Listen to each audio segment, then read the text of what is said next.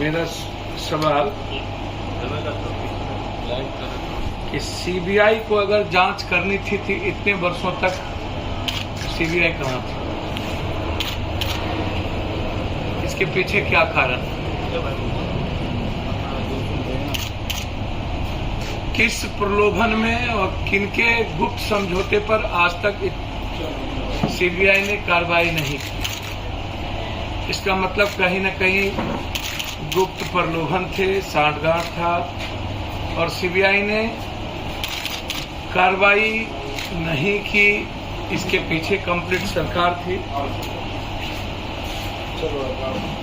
क्या नीतीश जी और लालू जी का लगभग सरकार बनाना तय हो गया?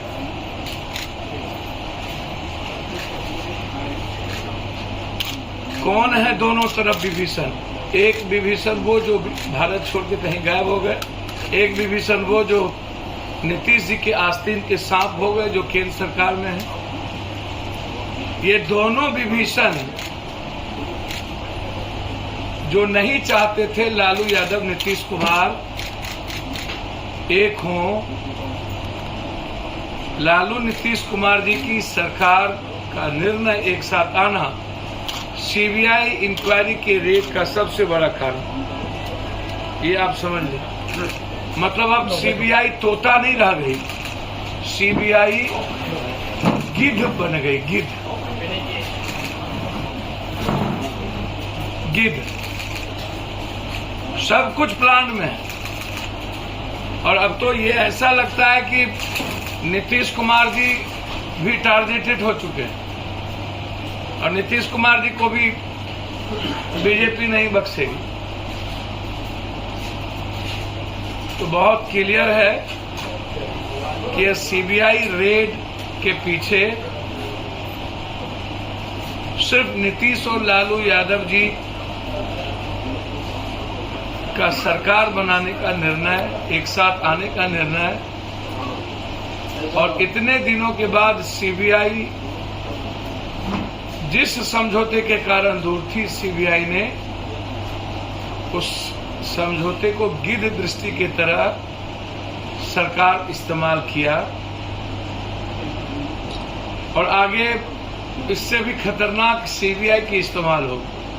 इस तरीके से लालू जी नीतीश जी का गठबंधन फाइनल है, सरकार बनेगी। दो विभीषण आस्तीन के सांप, एक जिसको इन्होंने केंद्रीय मंत्री बनाया और एक जो बिहार छोड़ के हमेशा इंडिया छोड़ के बाहर चले जाते हैं, जो नहीं चाहते थे कि नीतीश और लालू यादव कभी एक हों और वो लंबा सपना देख रहे थे। तो ऐसे समय में लंदन जाना और फिर सीबीआई इंक्वायरी होना और जगह जाना, तो ये दुनिया को समझने की जरूरत है। मेरा सिर्फ इतने कहना है कि मेरी समझ राजनीतिक रूप से जितनी है और जिस तरीके से आज आनंद फानंद में मीटिंग बुलाई गई है, उसमें साफ है कि बिहार बड़े बदलाव की ओर जा रहा है।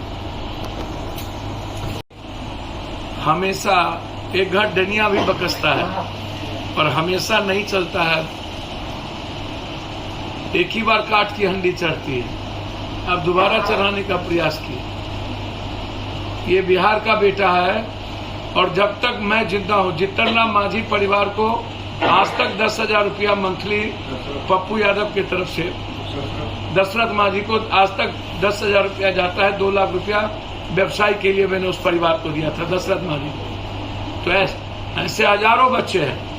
इसलिए जब तक हम जिंदा हैं, एक सोनू नहीं, ऐसे जीनियस हजारों लाखों सोनू होंगे। तो पप्पू यादव पिता की भूमिका निभाने को तैयार है और किसी की जरूरत, ऐसे लोग जो सिर्फ सुर्खियों में रहना चाहते हैं, अपनी दुकान चलाना चाहते हैं, मीडिया ट्रायल जैसे चीजों को, ऐसे लोगों की जरूरत बिहार को नहीं।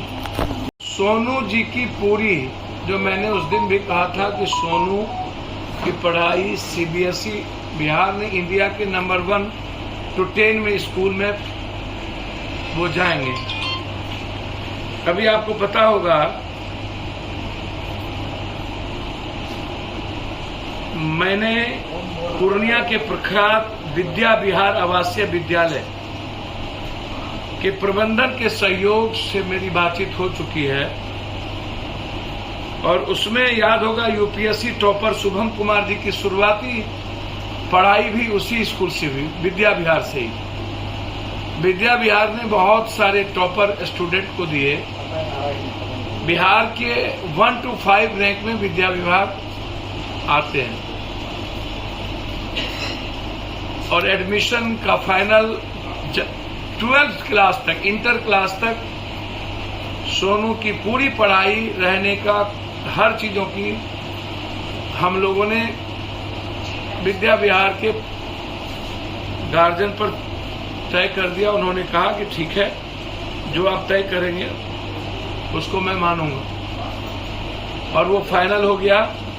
मैं उम्मीद करता हूं कि यदि सोनू जी विद्या विहार स्कूल में नामांकन के साथ आईएएस बनने का सपना और तैयारी कर सकते हो तो 2 दिनों के अंदर उनका नामांकन विद्या विहार में फाइनल है। लेकिन एक आग्रह है सोनू सूद जैसे लोगों से कि आप अभिनेता रहे हैं, नेता मत बनिए। मुझे आश्चर्य लगता है कि आप नेता से भी ज्यादा रोल अदा कर दिए। जिस स्कूल में सोनू ने एडमिशन की घोषणा करके लहर लूटने का काम कर रहे थे, मैं उनसे जानना चाहूंगा, सीबीएसई एफिलिएटेड वो नहीं है, ना कोई वेबसाइट पर उसका है, मात्र 8वें तक पढ़ाई वहां होती है।